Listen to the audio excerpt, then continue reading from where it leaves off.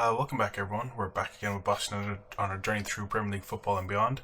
In the last episode, we played against FC Salzburg and Everton, was it?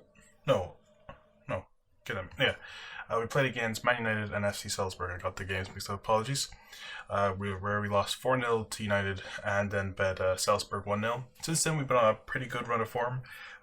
Winning was 1, 2, 3 on the bounce, and then went up against Liverpool, who are really our title rivals or top four rival this season. They ended up beating us 1-0. We're away from home. It was just a one goal, and it was kind of a set piece. It was either a corner or a free kick, but they ended up scoring from it, and that was the only chance they had in the game. Well, a chance on both sides. Other than that, it was a pretty much level playing field, which is surprising. Their team is absolutely stacked. Then we went to Leicester and bet them 3-1, which was great to see. And once again, Leicester, their main man, Mr. Daniel Ponzio, has all of 4 goals into the league, which is just so funny to see. It's just so funny. But yes, we've been playing pretty well. Ended up being Newcastle 2-0. Salenve and Sikora both get on the score sheet. A 3-1 win over Southampton. Hilarme, Prigent, and Simic all getting on the score sheet. Trini Cow getting a consolation goal. Dimita getting a consolation goal for them, with Boateng, Hilarme, and Prigent scoring all the goals for us. And against Liverpool, Arp, Boateng, and Prigent picking up goals, with Hughes getting consolation. And today we're going to be playing against Leeds in the FA Cup semi-final and the Hertha Hate BSC quarter-final first leg. We've gotten so lucky. The teams that are still left in the FA Cup quarter-final is ridiculous. There's Benfica and Porto, whose teams are absolutely stacked at the moment. I know they're pretty decent in real life at the moment, but their teams that they have are 4 and 5 star players. Kevin Mbabu would probably slot into any challenging team at the moment. I know he looks okay, but everything that you want him to be good at is really good. And he's been at some amount of clubs since this save has started. He's been at Dortmund, PSG, Real Madrid, now at Benfica in the twilight of his career, but he's still a really good fullback. And that's probably their worst player in the team. Or maybe this Bachuta lad. We were looking at it before, but he's really well rounded. He's just not great in front of goal. He doesn't score many goals. He's 21 this season actually, so he might have improved a bit. Yeah, he only got 11 last year, so he might be adjusting to the league, but he never really kicked it that much into high gear for me. I was looking at him. He probably would score a fair few goals for us, just the way we're set up. But yeah, regardless, the teams that are left in are still ridiculous. I'm so happy we didn't get any of the big guys. We could potentially get into the final if we play our cards right. It's unlikely, I know, but there's still a chance. And we're going up against Hertha. They are currently third in the Bundesliga. Their team, they have a relatively decent team. This guy Kralic looks pretty decent. I was actually considering maybe possibly going in for him, but that's when we opted for Arp. Arp just seems to have just in terms of value and availability, Tarp was more attainable. They wanted about 150 odd million for him, which we can't compete with at all in terms of pricing, but we were actually able to capitalize on getting Arp, and Arp's been performing again for us. But anyway, regardless, we'll get into the Leeds game. It'd be interesting if we can get to another final. If we can get a domestic title win, that'd be actually pretty sweet, because even though we've won the Carabao Cup twice, it doesn't actually count towards the a top trophy in the domestic league. The Carabao Cup is the second tier, which is kind of annoying, even though you have to play arguably more games to win it. But yeah, our team's absolutely littered with yellow cards. But we have Rion, Simic, Hilarme, Salenve, Shaw, Matos, Marino, Fructongo with Boateng and Sikora and Arp up top. I've been finding I start with these 3, and then towards around the 70-80 minutes I bring on Prigent, and he kind of just injects the additional bit of pace. Usually on for Sikora, but Arp's I find is a little bit more lethal, and his link-up plays a bit better. But regardless, actually I've been looking at him for a while. I wonder should he be one of the players that we potentially go in for in the summer, because I'm prepared to have an absolute blinder of a window just to sign as many players as we can to make a final title challenge, just so we can try to see if we can get back to winning ways. I doubt we can. the teams around us has just strengthened way too much. And last season we were able to capitalize on frailties of the teams around us. We kind of performed a Leicester of 2016, 2017, whichever year it was. But went close there. But yeah, I can't see us doing it again. Like, our team is pretty strong, but it's more of a top 6 team at the moment. I just can't see us getting into the top bracket. Although I want to bring in a new centre back, a new left back, a new centre mid, a new right mid, and maybe like an amazing cam and actually an amazing goalkeeper. So that's like 6 positions, and like, you'd want to be spending at least 50 million on each, which we can't realistically do. We could probably get 1 or 2 of those, but not all 5 or 6 even. So it's going to be interesting. Unless we get some big offers for players in, I can't see it happening. There was some players I was looking at that could be pretty decent for us. There's a couple of guys out at come on, Arp. Oh, they just wide. A couple interesting players out at Atletico Madrid that are actually on quite low contracts that we might be able to pursue. There's a left back who's like 20 or 21 years old, who's valued around a 4.5 star player with a 5-star plus potential, and the same with the centre back. He was actually the guy who was our first choice. We ended up going for Matos instead. Ooh, Radu, we're absolutely rattling their goal. Early signs in this game is good, but yeah, so hopefully we can pick those 2 of them up and just slot them into our team. And if we can't get the that left back from Atletico Madrid, there is Josh Tymon from RB Salzburg, who looks like a decent little prospect. I know he's about 29, 30 now, but in terms of his overall game and physicality, he's kind of like a top tier player that we could bring in and really challenge in defense, physicality, pace, everything you want. He's just not going to be a long-term prospect. He's more of like a two-year band-aid kind of player. Like, you bring him in, does a job, and you get your ideal target. And possibly in the future, the squad could sign someone of that caliber, or maybe bring someone through the ranks. Unlikely. This bloody youth ranks are absolutely atrocious as of late. I think we've only got 1 player who was decent, and that was Simon Bourne back in like the 2nd season. And he retired at like 22 or 23. He never really cut it after. I think we released him in League 1 or League 2, which was a shame. I would have liked to maybe have kept him around for a bit more, but it wasn't to be. I don't know why Sikora was playing at CDM there. Regardless, he scored, so I can't really complain. Boateng and Sikora link up. Finally, I think Sikora will absolutely have an absolute blinder next season. Like, the amount of chances he's hit the post or crossbar, he could be on like 25, 30 goals this season. It's ridiculous. Did that gain more power as it went into goal? Because it went like... I don't know. But anyways, they brought on a midfielder at centre back. Huh. The fucking Rion kid. What the fuck was he doing? Absolute dope.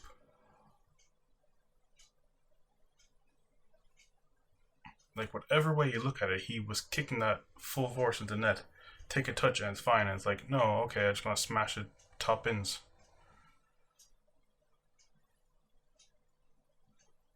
If it was a goal for us, it would have been sweet, but obviously it wasn't to be. Don't. Oh, for fuck's sake already. Jesus Christ. Straight away up, kickoff. How the fuck? I'll shout at the team and see if we can tell them to get creative and try to create something. Jesus Christ, that went fucking downhill quickly. Like, it must have been the space of 30 seconds between the 2 goals. Come on, Salenbay, whip it in. Oh my god, the amount of times we hit the fucking crossbar is beyond me.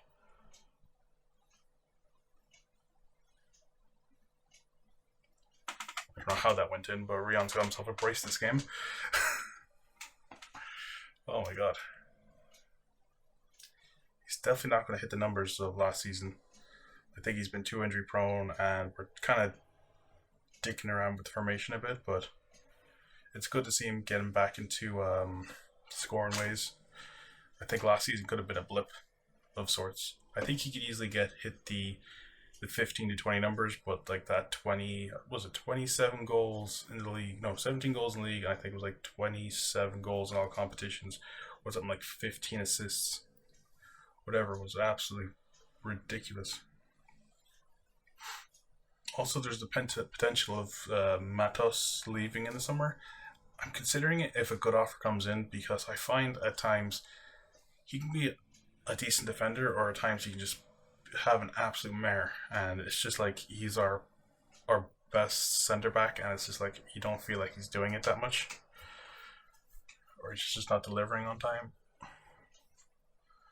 Okay, we'll leave the team as is because they'll probably pull something out now, or Matos could just make a bit of a wayward pass, but whatever's. Ooh, got a penalty. Hopefully Arp scored this, please. I can just imagine him, the goalkeeper, saving it, but okay, he scored. 10th goal of the season. That is not bad considering he joined in bloody January. Here's a miss. Lovely little finish. 3-2.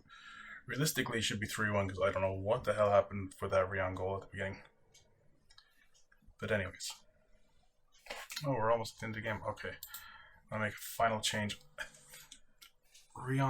Arp scored, but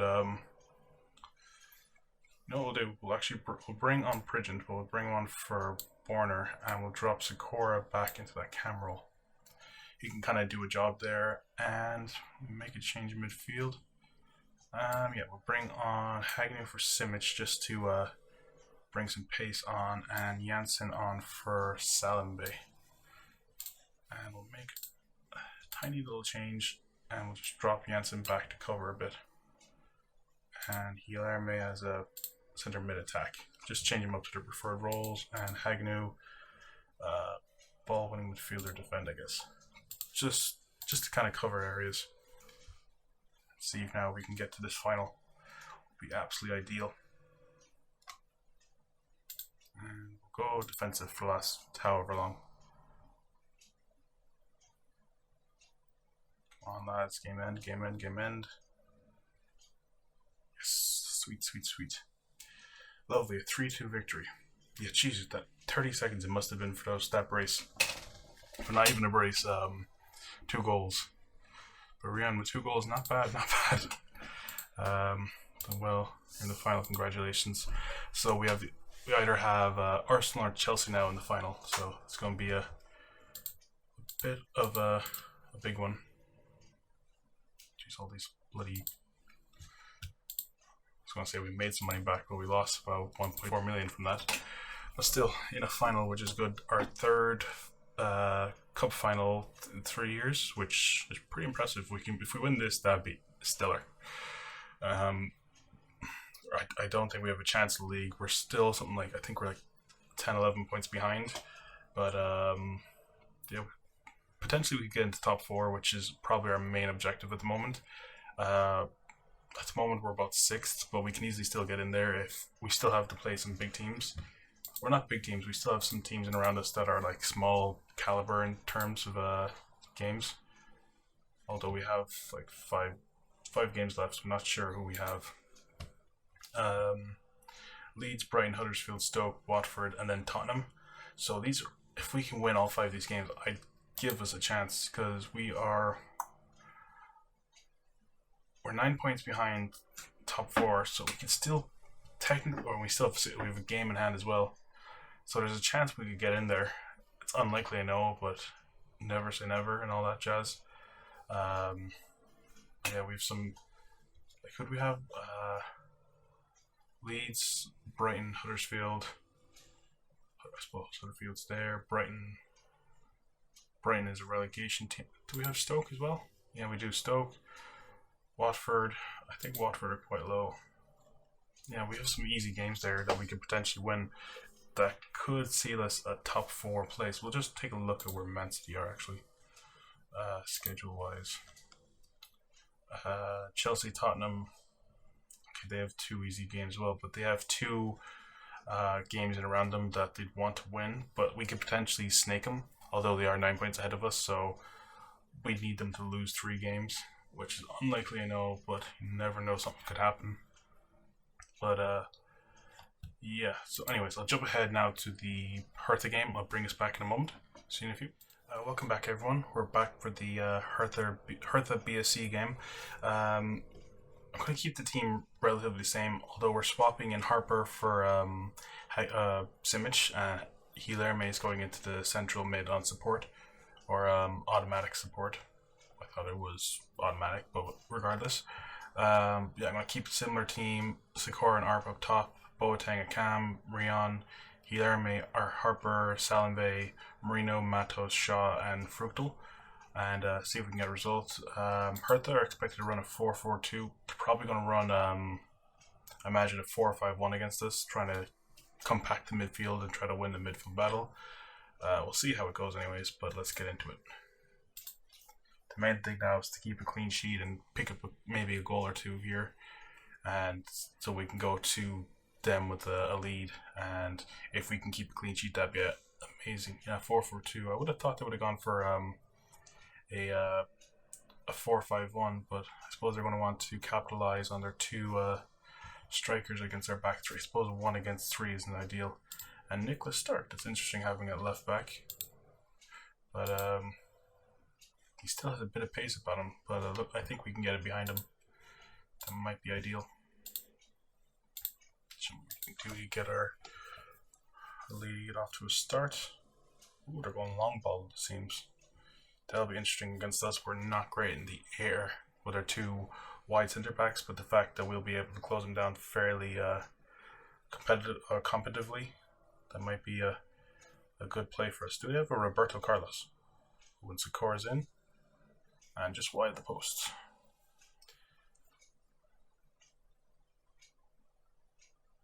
Sikora picking up the ball from deep. Ooh. Arp was lurking there. Could have got something, but it wasn't to be. Matos collects the ball, back out to Sikora. Heads down to Arp, back to Sikora, and just wide again. It wasn't wide, but it was saved. But still, I would have preferred to place his shots more past the keeper rather than at the keeper. Still, we're doing pretty well so far. Wasn't a great header by Rion, but we'll take what we can get as long as this doesn't lead to a goal. Ooh, almost did. Fructal made a good save there. He's actually come good since he's taken Ryan's spot. Wasn't the best through ball there, but don't concede, lads. Ooh, good save, Fructal, good save. Okay, I'm gonna give him a shout to get a little more creative. See if we can find some space in between the lines. Oh, Rian, take a bloody touch, would you? Over the top of Shaw, don't. Oh, fuck's sake, so much for a clean sheet. We're getting chances, but we're not really putting them in. And I find we're going out to the left far too often. I want Rion on the side of the... Jesus, don't do it. I just want him picking up balls from the left wing, like when it's coming out towards him. So we're going to focus on the right again. Just Salimve is just a more technical player to bring it out of the defense or out wide, and especially when you have a bit of link-up play from Harper, he can provide a bit more. Oh, for fuck's sake! Post again. It's beyond me. How many times? I think we've hit the post 3 or 4 times this episode. If Sikora, like, he has pretty decent composure and finishing and everything. Yeah, 13 and 13. Maybe that's something we need to work on. Keep it out. Ooh, close. Come on, lads. That's Sikora. That's Boateng. Come on, Boateng. Yes, good man yourself. That 16 finishing comes in an absolute goal. He's an absolute goal machine at times. That's one reason I'm always considering pushing him further forward. But I find he's so good further back just because he has that chance to create a bit more, and he doesn't play with his back to goal where he would if he was at striker. Okay, Sakura played out wide. Harper. Oh, come on, you gotta thread those passes. Shaw, don't lose it. Good man. Out to Marino. Don't lose it. Fructo, Matos. Fructo, Shaw, don't fucking lose this, please. Oh my god, Matos, what the fuck was that? Oh, just wide, fuck's sake, come on, lads. We're absolutely tearing them apart, but we need to create some chances here. Or at least get through on goal.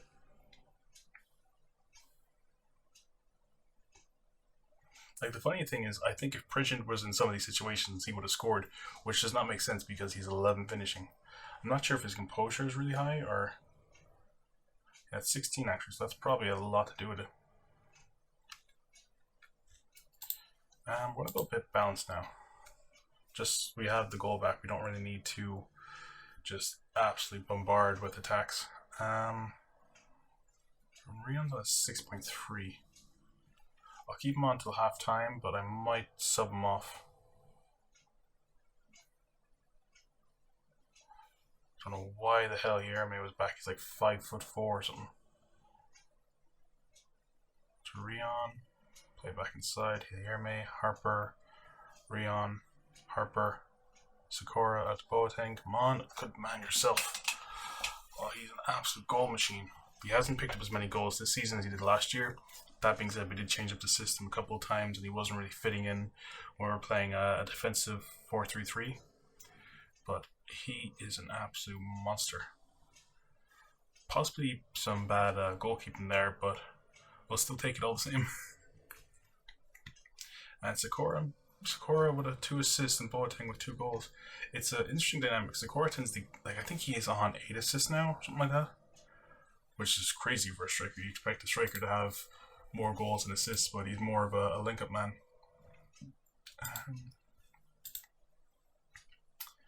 And his Rion's 6.3. You know what, I'll give him till 60 minutes, and if he's still not improving, then we might bring on Navarro just for the defensive. Just he'll drop back a bit more and just provide a bit more cover on the right hand or the left hand side, especially against the right back Sergio, who seems like a pretty decent player. He's quick and everything. Not the most physical player in the world, but a bit decent. Stark's not having a great game. Probably one guy we should focus on. Opposition instructions, and we'll tell him to press him a bit more. Ooh, they've gone for a 4-4-2. Interesting. Trying to get in behind the back lines.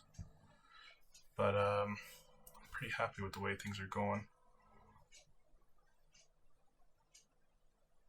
That being said, we'll probably concede now. Almost did. I was going to say, if that was an own goal again, I would be so pissed off. And here, Elme wins the header. That's surprising. All 5'4" of him or whatever he is. I think he's actually even smaller than that. 5'6", okay, maybe not that small. Sakura gets the ball down and straight at the striker. He's looking a bit tired out there. They changed their formation again. Rion's not doing much better, so we're going to get Navarro on for him. And just to provide a bit more defensive cover on the left-hand side. Sakura's providing a good bit of link-up play, so we don't really need to worry too much on that. That might be the only change we make at the moment. I might bring on Simic for Hilarme just for the physicality. Hilarme does offer a bit more pace and a better passing range, but I think physicality might be a good option in this kind of game. Just so we don't get bullied off the ball and have a bit more of a bite in midfield. Oh, bloody 5. Don't. Oh, for fuck's sake. Why do we play a long ball to some guy who's fucking 5'4"? Why? Why the fuck do we play long balls? Seriously, that was such a stupid move, Fructal.